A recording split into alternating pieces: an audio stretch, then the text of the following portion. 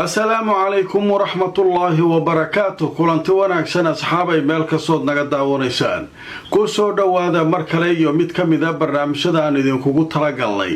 barnaamijku waa kii ugu horeeyay maanta oo ah Isniin taariikhduna waa 4 bisha May sanadka 2026 qodobada soo kordhay barnaamijka intii aynu kala maqnayn waxaa ka mid ah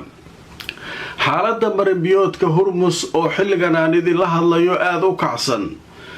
xalay ayuu bixiyay Trump amar uu leeyahay waxa bilaaban doona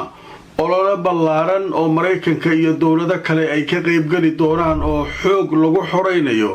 maraakiibta iyo dadka saaran ee ku go'doonsan Hormuz oo Iiraan ay u diiday inay halka ka gudbaan haddaba saakay wararkii ugu dambeeyay waxay sheegayaan in ciidanka ilaalada kacaanka Iiraan ay hanjabaad culus u direen maraakiib Mareykan oo isku dayaysay inay ku soo dhawaadaan Hormuz kadib maxaa dhacay doomaha droniska iyo gantaalaha Iiraan oo heegan buuxa galay haddaba wararkii ugu dambeeyay Hormuz oo xiisadu ay aad u kacsan tahay ilaa hadda ayaynu barnaamijka ku faahfaahinaynaa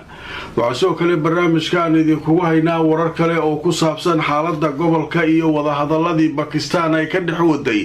Mareykanka iyo Iiraan halka iyaguna ay marayaan qodobadaas ayaynu ku soo qaadanaynaa barnaamijkeena ugu horeeya maanta barnaamijyadaanu idiin soo gudbin doono haddii aan la idmo inta aan ku jirnana sida caadada wixii soo kordha warbixino ah waan idinla wadaagi doonaa asxaabay meel kastood naga daawanaysaan ku soo dhawaada barnaamijkeennii ugu horeeyay maanta waa Isniin taariikhduna waa 4 May 2026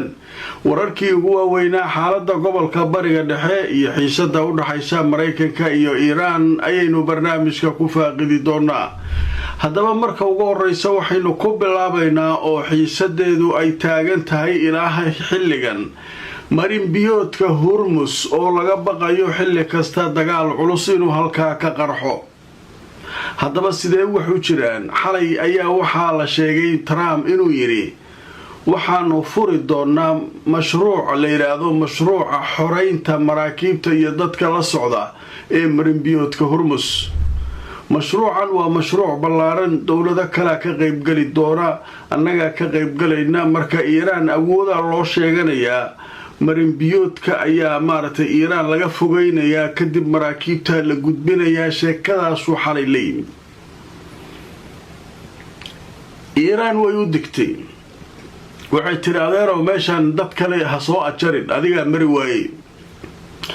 haddaba marka hore sida ay xaaladda u bilaabatay wixii laga qoray ilaa hadda meesha ay joogto ayaynu barnaamijka marka ku faahfaahin doonaa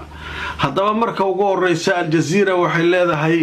Washington wararka ka yimid waxay sheegaysay in la bilaabayo howlgal loogu magac daray mashruuca xorriyadda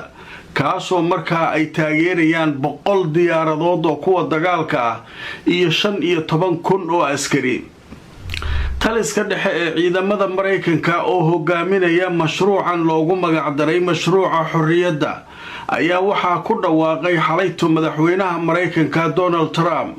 waxaana la sheegay in diyaarado iyo ciidan fara badan ay mashruucani ka qayb gali doonaan si markaa loo xoreeyo waxa ay ku tilmaameen maraakiibta ku xaniban marinbiyoodka Hormuz ee Iiraan ay u diiday inay markaa halka ka gudbaan warkaas marka waxaa xalay waqti dambe sii daayay Trump iyo warbaahintiisii iyo 100 diyaaradood 15,000 oo askari waa kaas hadda la furaya waa maraakiibta meesha ku xaniban waa la marsiinay aroortii saakay ayay Iiraan iyaduna jawaabta warkaas soo saartay haddaba markaan idin tuso Iiraan waxay tiri waxaynu weerari doonaa ciidan kasta oo ajnabi ah oo isku daya inuu ku soo dhawaado marinbiyoodka Hormuz telefishinka Iiraan ayaa saakay aroortii sheegay isagoo soo xiganaya bayaan rasmi ah oo ka soo baxay taliska ciidanka ilaalada kacaanka xafiiskooda la yiraahdo maqarru khaatimul anbiya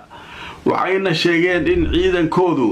ay maamulayaan Hormuz cid kasta oo isku dayda inay halkaas soo marto oo ajnabi iyo ciidan kastaba leh inay markaa weerari doonaan oo ay tallaabo culus ka qaadi doonaan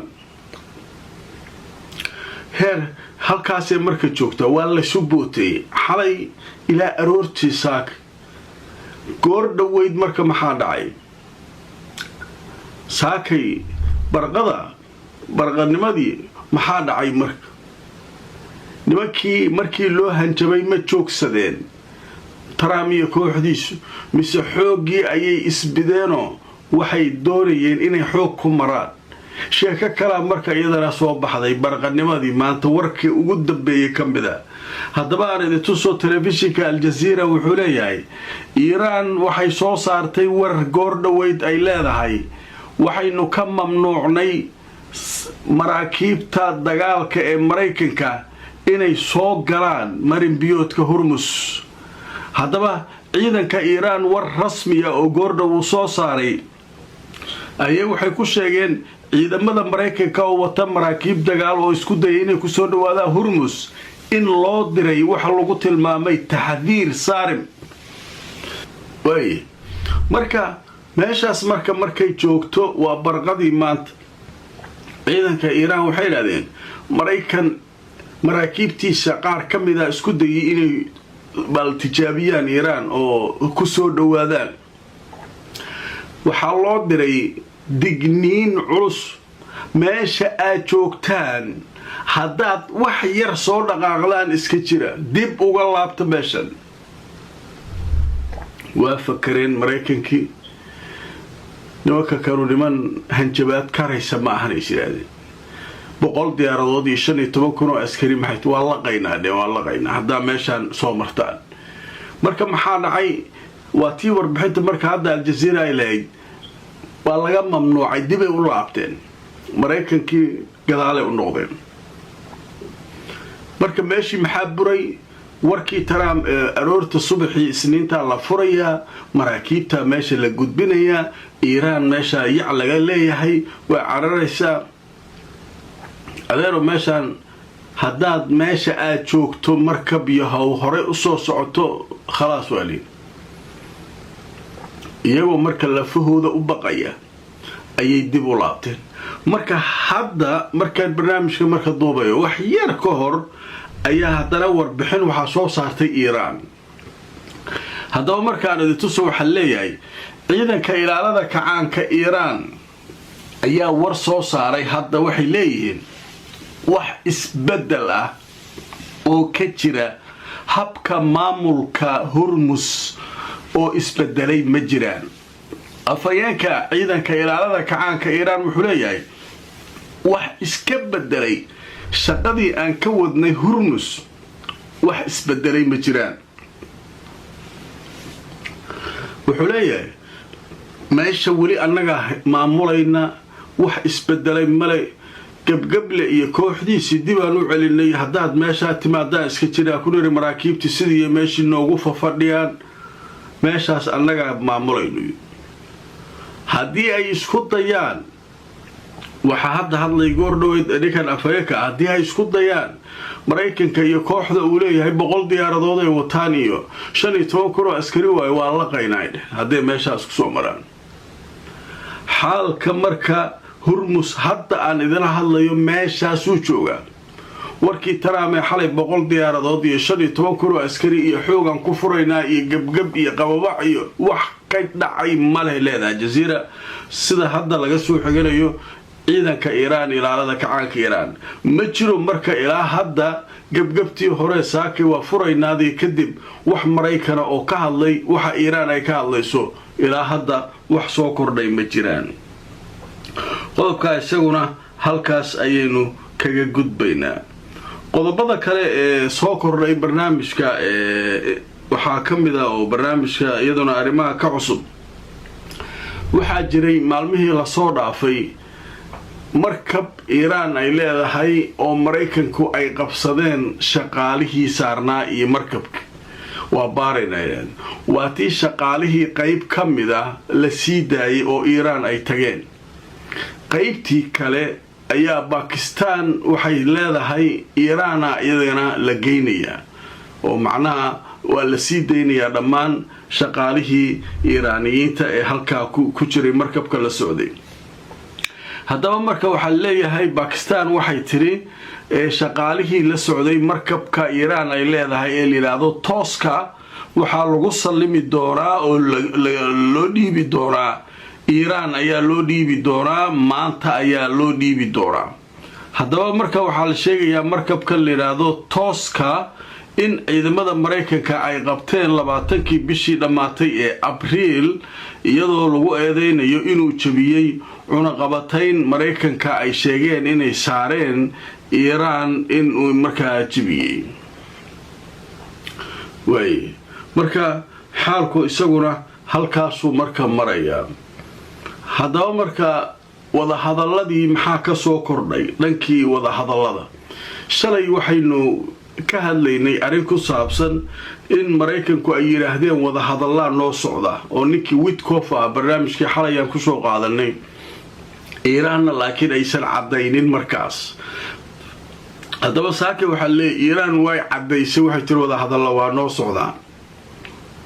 laakiin wali wax la isku fahmay ma jiraan. haddaba markaan idin tuso Iiraan waxay sheegtay wada hadallo inay u socdaan kaasoo ku saabsan inay ka jawaabayaan Mareykanka wasaaradda arrimaha dibadda ee Iiraan ayaana warkan sheegtay. waxay yiraahdeen waxaynu jawaab ka helnay Mareykanka waxaynu annaguna aan shaacin doonaa jawaabta aanu ka bixinayno annagoo u marsiinayna dhanka Pakistan. marka waxaa leeyahay marka Iiraan in marka meesha wax wada socdaan waxaa loo soo dhiibay wixii hadda ka shirayaan kadibna markay go'aan ka gaaraan Pakistan u dhiibayaan. marka wada hadallo noocaasa ayaa marka socda. marka taas macnaheedu marka wuxuu ka dhigan yahay weli Pakistan way dagaalamaysaa oo dadaaladii nabadda iyo hawshii iyo waxbay ku jirtaa. haddaba marka warbixinadaasu wararkii waaweyn ay ahaayeen. haddaba marka maxaa soo kordhay intaanu barnaamijka ku jirnay qadar xayeysiisha kadib ayaanu eegaynaa wixii soo dhacay Hormuz iyo meelaha wixii haddii warar cusub ka yimaadeen. kulanti wanaagsan asxaabay meel kastood naga daawanaysaan kusoo dhawaada barnaamijkeennii ugu horreeyay maanta oo isniina qaybihii ugu dambeeyay barnaamijka aynu maraynaa. haddaba qaybtan waxaynu ku soo qaadanaynaa warbixinadii ugu dambeeyay intaanu barnaamijka ku jirnay soo kordhay. hay-adda la yiraahdo Axios ee dhinaca wararka Mareykanka qaabilsan ayaa waxay soo saartay war ay leedahay Trump waxaa laga soo xigtay ama in heshiis dhowaan aan la galno Iiraan oo ay ogolaato ama inaan burburinayno Iiraan oo wax kasta ka baabi'inayno. waxaa qoraysa wakaaladda wararka ee la yiraahdo Axios ayaa iyadoo markaa tabinaysa. dhanka kale koonfurta Lubnaan weeraro cusub ayay Israa'iil ku qaaday waxaana la sheegay inay garaacday ilaa saakay 4 goobood oo ay sheegeen inay ahaayeen goobo ay ku sugnaayeen dagaalyahano ka tirsan Hezbollah. iyaduna waxay sheegeen inay gubeen qaar ka mid ah taangiga nooca loo yaqaano Merkava oo ay leeyihiin ciidanka Israa'iil. marka halkaas iyaduna dagaal culus ayaa ka socda. dhanka kale hogaamiyaha Hezbollah oo isaguna war soo saaray wuxuu leeyahay waxa badjoojin la yiraahdo Lubnaan kama jiraan. meeshan wuxuu leeyahay nimankan in la iska dhiciyo maahane